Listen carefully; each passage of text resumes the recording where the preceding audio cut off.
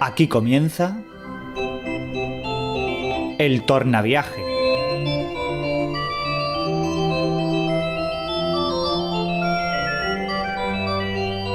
Preguntas y respuestas para conocer la historia y comprender nuestro tiempo.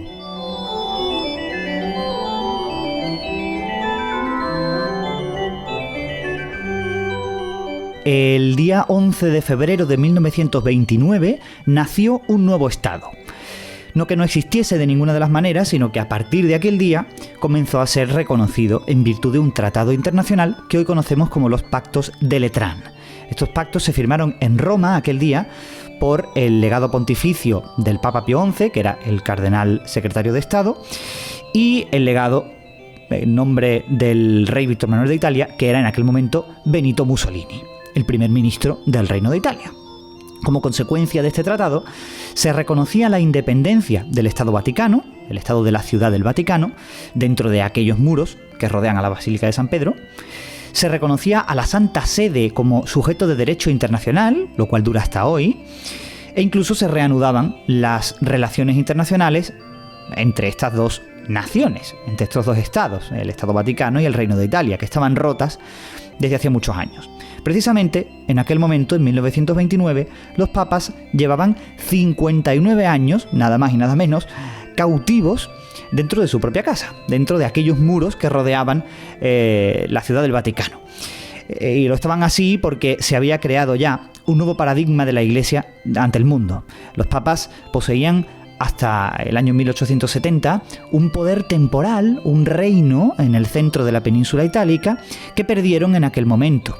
Y a causa de esa pérdida se vieron confinados en aquel lugar y cambió brutalmente la relación de la Iglesia con el mundo en virtud de estos tratados.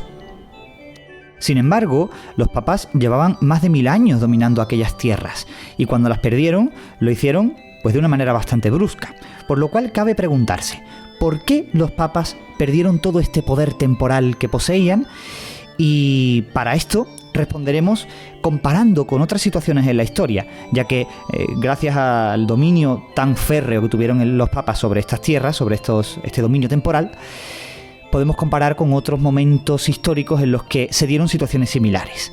Descubriremos también el contexto en el cual se dio esta situación y encontraremos así las causas por las cuales se dio un acontecimiento histórico que hasta aquel momento pareció tremendamente insólito.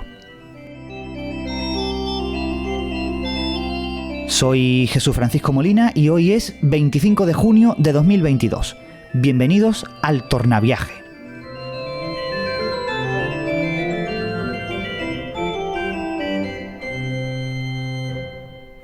Los papas estuvieron dominando el centro de la península itálica con más o menos extensión durante más de 1000 años, durante muchísimo tiempo. Por eso es tan raro comentar que ocurrió en un momento dado en la historia que casi de un día para otro perdieron aquel dominio. Los papas eran los señores legítimos de aquel estado constituido y lo perdieron. En 1870 fue invadido y no los pudieron volver a recuperar. Recuperaron un dominio estatal parcial, que es el que hemos definido, gracias a los pactos de Letrán en el año 29 del siglo pasado. Pero ya, evidentemente, no con el mismo esplendor de aquellos estados pontificios que los papas poseían pues desde bien entrada la Edad Media. Así que conviene preguntarse qué recorrido histórico ha tenido este dominio de los papas en aquel lugar, porque es curioso ver cómo ocurren cosas así en la historia. Cosas tan estables y tan inamovibles de repente desaparecen.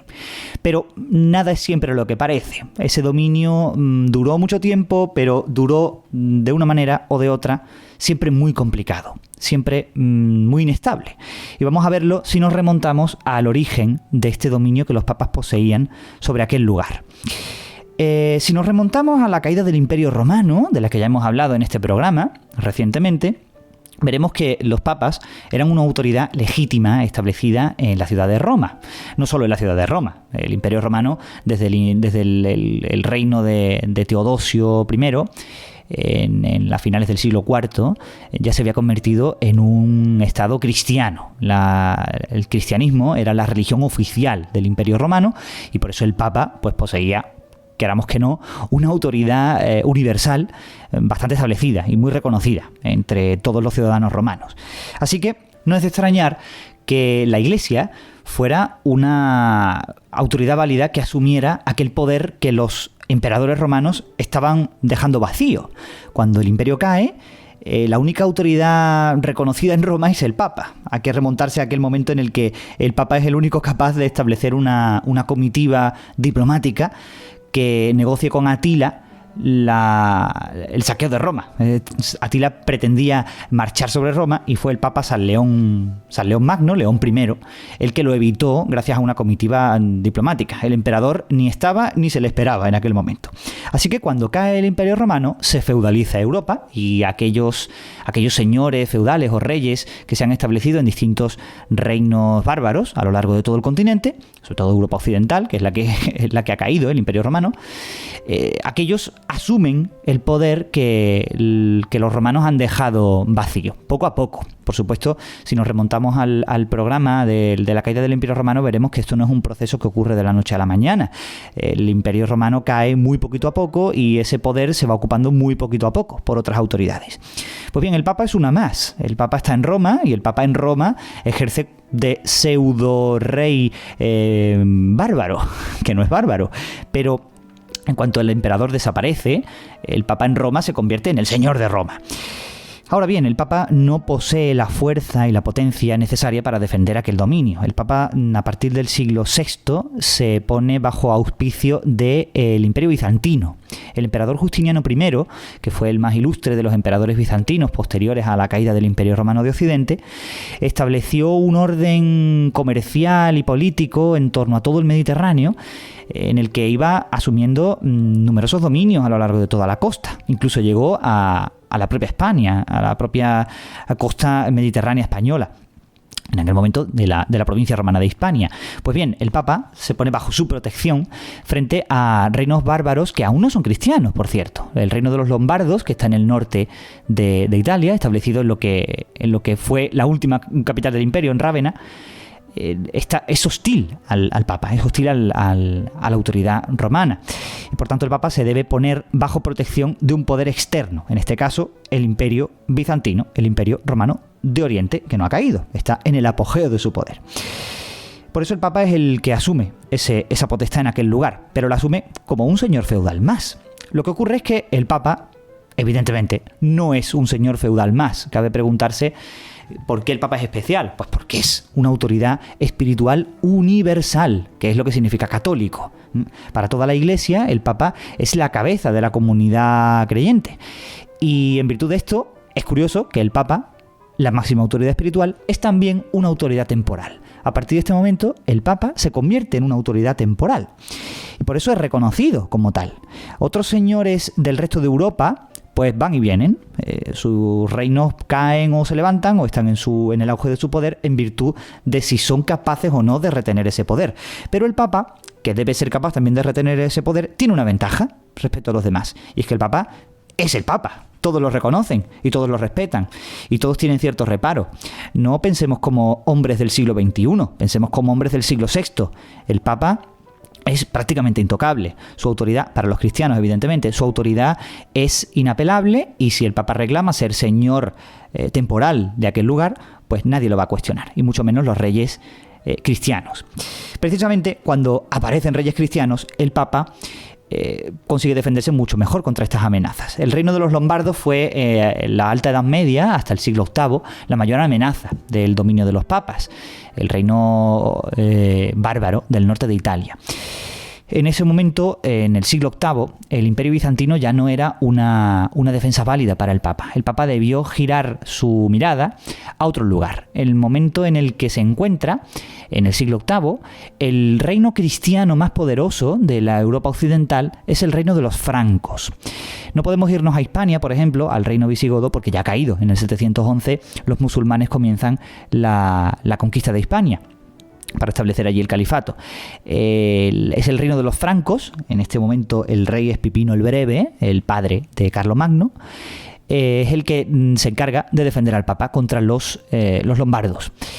Gracias a esto, el rey Pipino pone su defensa militar, pone su fuerza militar para defender al Papa, y los lombardos retroceden después de una campaña no demasiado larga, entre dos campañas concretas que dirige Pipino al centro de Italia, entre los años 754 y 756, el Papa se ve libre ya de toda amenaza.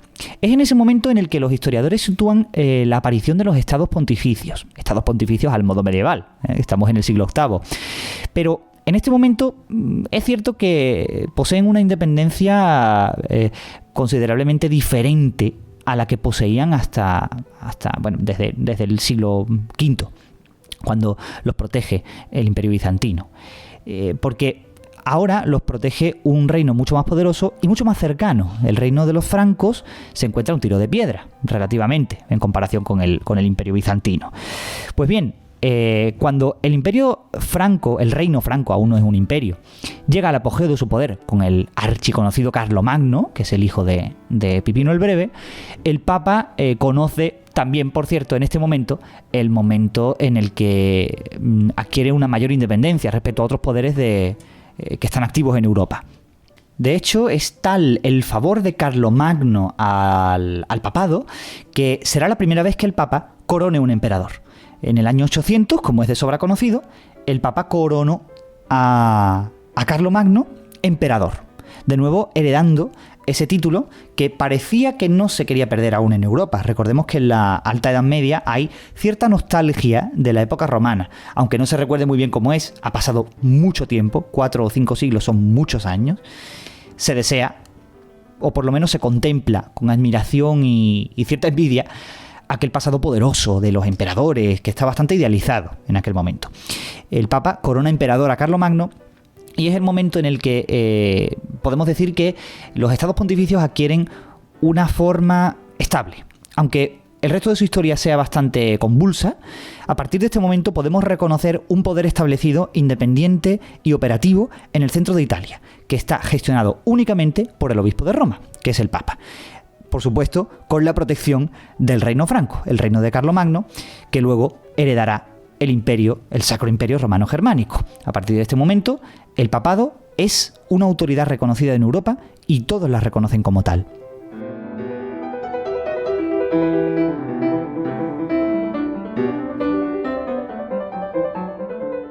Después del reinado de Carlomagno, la Edad Media, la Baja Edad Media, la Edad Media que conocemos más cercana, es el momento más complicado para el papado. El papado en cuanto a poder temporal, recordemos, y conviene remarcarlo, que no estamos hablando del papado como autoridad espiritual, no estamos hablando de teología, estamos hablando de los papas como señores temporales, como reyes de los estados pontificios, que es al final lo que son efectivamente. Pues bien, en la segunda mitad de la Edad Media, a partir del siglo X, los papas empiezan a pasar como autoridades seculares, que también eran, aparte de autoridades espirituales, por su momento más difícil. Pasan por numerosas crisis y su historia es muy larga, así que vamos a pasar por encima, no con mucho detalle. Vamos a enumerar los momentos en los que los estados pontificios conocen sus crisis más convulsas y están al borde de la desaparición, para luego poder comparar por qué ocurre lo que ocurre en el siglo XIX y no ocurre así en el siglo XV o en el siglo XI. Pues bien, al principio, el problema que empiezan a tener los papas en su relación con los poderes temporales, y al final todo se va a tratar de esto, de la relación que tiene el papa con el resto de poderes temporales, es la cuestión de las investiduras.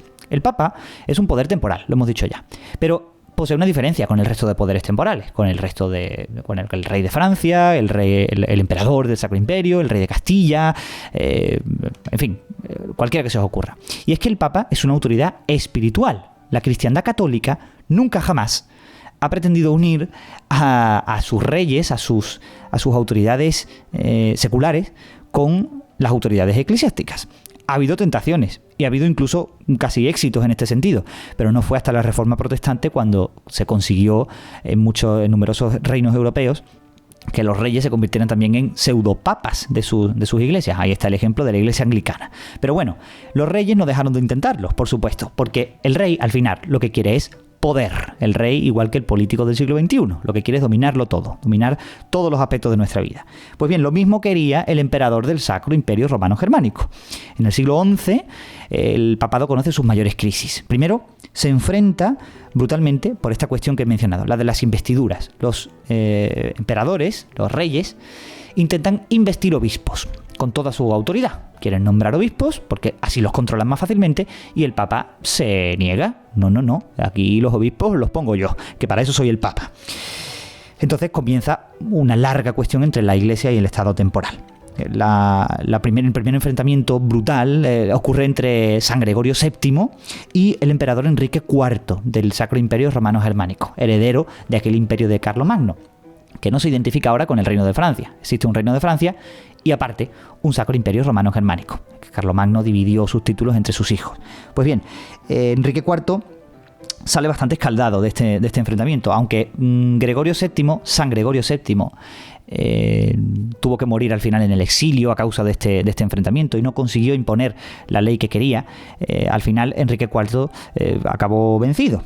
Esto fue porque Gregorio VII consiguió el auxilio de los normandos. Los normandos eran una casta guerrera, unos nobles franceses, aspirantes al trono de Inglaterra. Al final lo consiguieron, en la persona de Guillermo el Conquistador, que se dedicaron a guerrear por el Mediterráneo durante todo el siglo XI, como aquellos, eran verdaderos cruzados, aventureros que se lanzaron a la conquista por la aventura. Pues consiguieron, en una de estas aventuras, de una de estas peripecias medievales, consiguieron defender al Papa Gregorio VII y recuperar Roma para el poder de los papas. Aunque los papas insistían y cada vez conseguían más imponerse al poder temporal. Luego ocurrió otro enfrentamiento en el siglo XIII entre Federico II Hohenstaufen y los papas, una serie de papas. Federico II Hohenstaufen fue uno de los quebraderos de cabeza más gordos para el papado. Fue un emperador verdaderamente secular, casi irreligioso, muy irreverente, con la autoridad eclesiástica, a pesar de que era en cierto modo devoto. Tenía una religiosidad muy curiosa. Es un personaje muy curioso, Federico II. Se enfrentó al papado e incluso conquistó Roma. Llegó a conquistar Roma, estuvo un tiempo bajo su dominio, pero los papas consiguieron refugiarse bajo la fuerza militar del Reino de Francia. Los franceses consiguieron finalmente restaurar el orden en los estados pontificios, reconquistar aquello para los papas. Finalmente, cuando murió Federico II, el imperio romano germánico, el Sacro Imperio, acabó en un tiempo de caos, más de 20 años sin cabeza, sin emperador. El papa al final se acabó imponiendo, pero acabó ya no solo sometido, como antes, al imperio, sino ahora sometido al rey francés. Es por esto que la siguiente crisis la tiene con Francia y no dura ni 50 años. Ni 50 años llega el Papa a tener estabilidad, porque los reyes franceses, viendo la necesidad que tienen los papas de su auspicio para defender su dominio temporal, se aprovechan de la situación, como es lógico, como haría cualquier rey temporal. Al finales del siglo XIII, los papas pretenden proclamarse en esta línea que llevan ya, si nos remontamos a Gregorio VII y todos sus sucesores, cabalgaron sobre esta línea según la cual los papas poseerían un dominio superior a los reyes y los reyes les han de estar sometidos. El rey de Francia no iba a aceptar este orden, por supuesto, cuanto menos. Así que el rey de Francia se acabó enfrentando. Todo aquello cristalizó en el enfrentamiento que tuvo con Bonifacio VIII en el año 1313, ya estamos en el siglo XIV, en la famosa bofetada de Anagni. Esto es muy divertido. No está documentado, pero a mí me gusta pensar que fue verdad. Aquello de que unos soldados franceses se colaron en Roma, en Anagni, en concreto, una localidad al sur donde el Papa veraneaba, y lo que sabemos por las crónicas históricas es que maltrataron al pontífice, pero cuenta la leyenda que lo abofetearon de tal manera que el hombre quedó hasta inválido y murió al poco después. Vamos, lo violentaron, una cosa terrible, pero en ese momento se sentó un orden nuevo en Europa. Los papas ya no eran inviolables, aunque muchos reyes no inviolables como en el siglo XIX, que quisieron quitarlos de en medio, sí que ocurrió algo que había sido impensable hasta aquel momento. Un rey había dominado, había atado al Papa y había conseguido incluso, lo veremos en 2 sucesores después de Bonifacio VIII, que estuvieran bajo su dominio. Solo 6 años después, en 1309, un papa, Clemente V, se muda a Francia y no traslada la sede de Roma, sigue siendo el obispo de Roma legítimamente, pero se va a vivir a Aviñón. El famoso papado de Aviñón comienza entonces, y prácticamente durante todo el siglo XIV los papas fueron casi súbditos del rey de Francia. Aquí vemos una pérdida tremenda. Aunque los papas no han perdido los estados pontificios, lo que encontramos es que al final los estados pontificios están dominados por un súbdito del rey de Francia. No dejan de ser un estado vasallo del rey de Francia, lo cual es terrible. No se perdieron formalmente, pero al final estaban perdidos. Eran dominio del rey de Francia, se mire por donde se mire. Gracias al desarrollo de la teología y el reclamo de la propia Iglesia y de otros estados, por supuesto, de otros reinos, a finales del siglo XIV, en 1377, los papas regresan a Roma, pero ya nunca sería lo mismo. Las relaciones que los papas tenían con el resto de reinos se habían visto muy tocadas por la relación que habían tenido con el Reino de Francia. El Reino de Francia fue otro gran quebradero de cabeza, para los papas en su dominio temporal.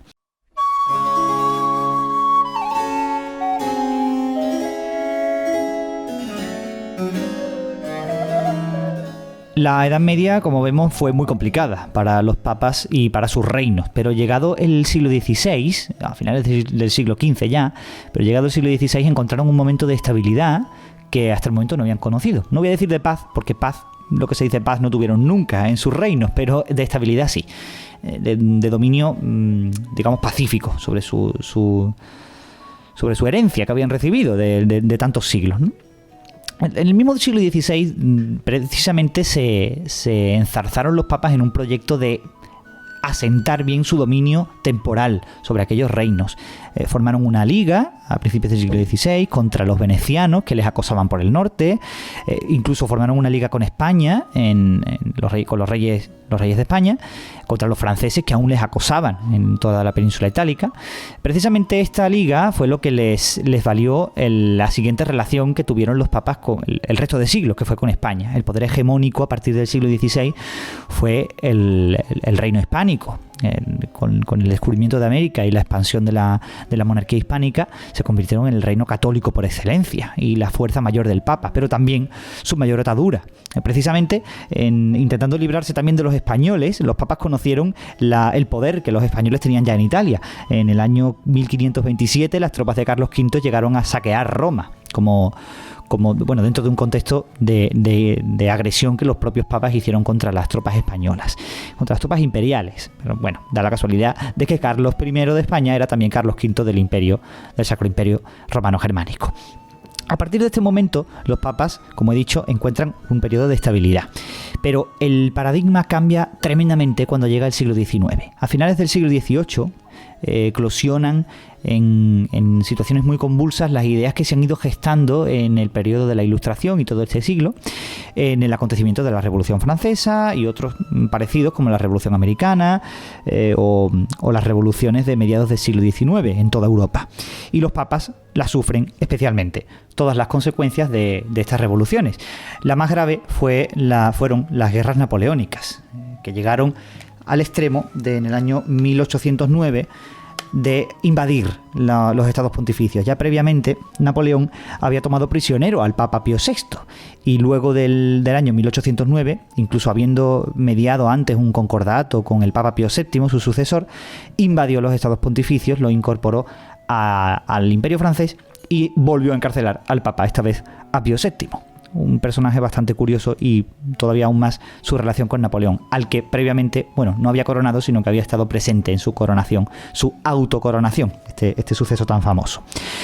Otra de las cosas que influyeron, todos los fenómenos que influyeron en el momento en el que los estados pontificios se veían en su cercano a su final, fueron las ideas que eclosionaron en el siglo XIX como consecuencia de la Ilustración, que fueron principalmente el liberalismo y la configuración de los estados. Esto llevó a los procesos de unificación alemana e italiana, que fueron los más significativos de su época. Unos territorios en los que la cultura, sobre todo lingüística y humana, era bastante similar, pero se hallaban divididos en numerosos estados, microestados. Esto llevó a un sentimiento generado casi desde arriba, desde los poderosos, de unificar estos territorios, y la unificación italiana mediaba por invadir el dominio de los papas e incorporarlos al nuevo proyectado Reino de Italia, que fue finalmente lo que ocurrió. Pío IX, el beato Pío IX, el papa felizmente reinante en aquel momento, el que ha tenido, por cierto, el pontificado más largo de la historia de la Iglesia, fue el que tuvo que sufrir todas estas consecuencias. El Papa Pío IX es un personaje muy curioso también, porque llegó con ansias reformistas, incluso pretendió otorgar una constitución a los estados pontificios, cosa que poco se dice.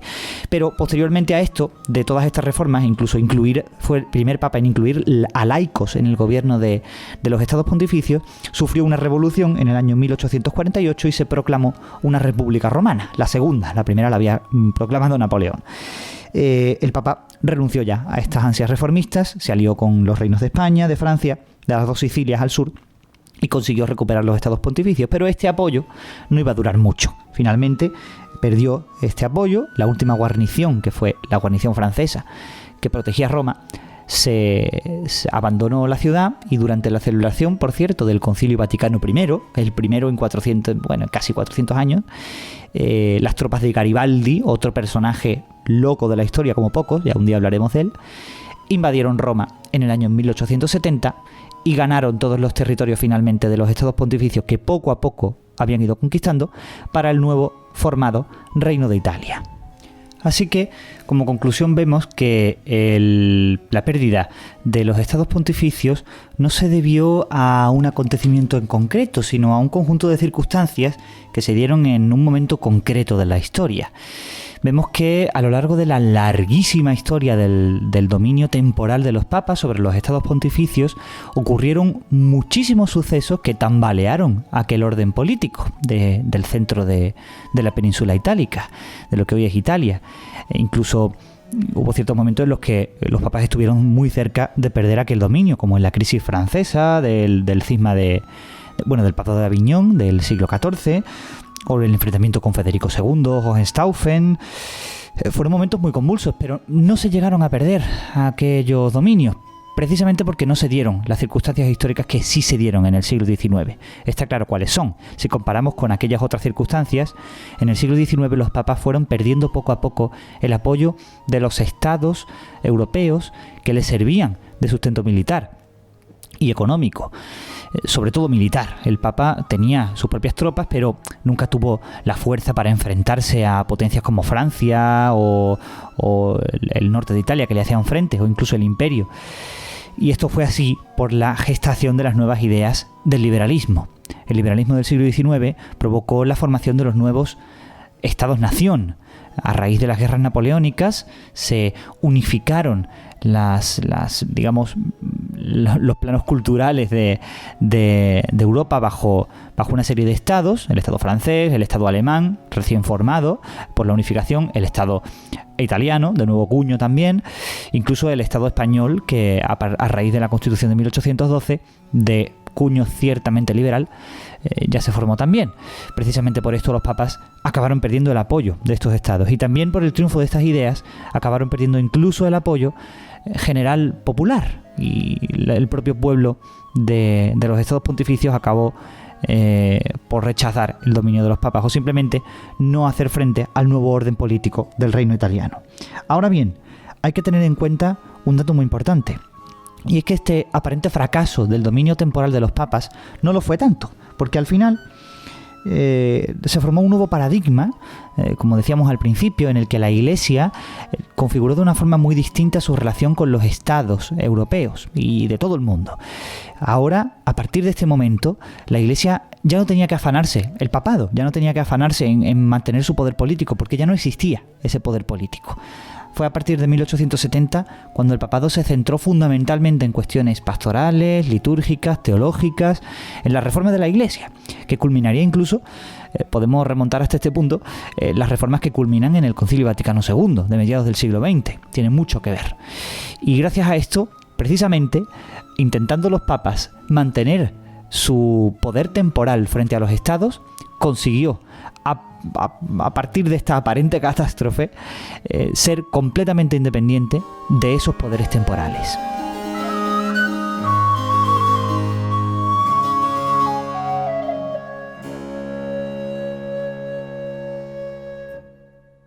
Y hasta aquí este programa sobre el final de los estados pontificios y de todo el poder temporal de los papas que dura tantos años, y que es un episodio que, a mi juicio, está poco discutido en la historia, poco contemplado, y ya no solo para la historia universal, sino incluso para la propia historia de la Iglesia Católica. Es un acontecimiento fundamental y que constituye el ser de la propia Iglesia contemporánea. Así que me alegro mucho de que nos hayamos acercado hoy a este suceso.